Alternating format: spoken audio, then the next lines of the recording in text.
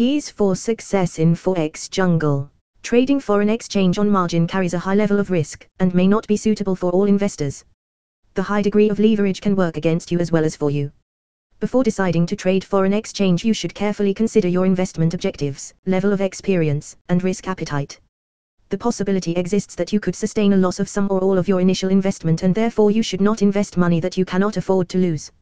You should be aware of all the risks associated with foreign exchange trading, and seek advice from an independent financial advisor if you have any doubts. Moving average. This is probably the most widely used and most popular indicator of all. It can assist in determining the direction of a trend, and it can be used as an overbought or oversold indicator. When used in conjunction with other indicators, including other moving averages, it can generate buy and sell signals, thus providing a complete trading system if used intelligently. Ultimately, it has a smoothing effect, and it can be used to remove noise from the market, by reducing a basic open, high, low and close bar chart even further to a simple line chart. There are several ways to construct the indicator, depending on which price is used. The simple moving average. The above example uses a closing price and is therefore referred to as a simple moving average. The centered moving average. The centered moving average uses the center of the bar instead of the closing price. The weighted moving average. This indicator attributes more weight to more recent data, thus reflecting a belief that more recent data is more relevant to the next data point. A moving average is a great way to identify the trend, and it can be tuned to your own particular time frame. A lot of traders use it as their final filter and will only act if the moving average is trending in the direction of the signal, or if price is on the same side of the moving average as the signal is indicating.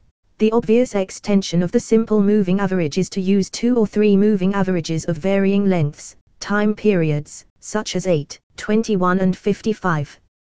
The first 2 reflect the state of the short term, and the last 2 the state of the longer term trend. Signals are generated when 2 of the moving averages cross, and the direction of the signal is the same direction as the direction that the short term crosses the longer term. If the short term indicator is above the long term, the market has an underlying bullish trend. Conversely, if the short term indicator is below the long term moving average, then the market is in a bear market, reflecting a bear trend. It is important to realize that moving average indicators work best in trending markets. If the market is sideways and directionless, then there is a greater chance of being whipsawed.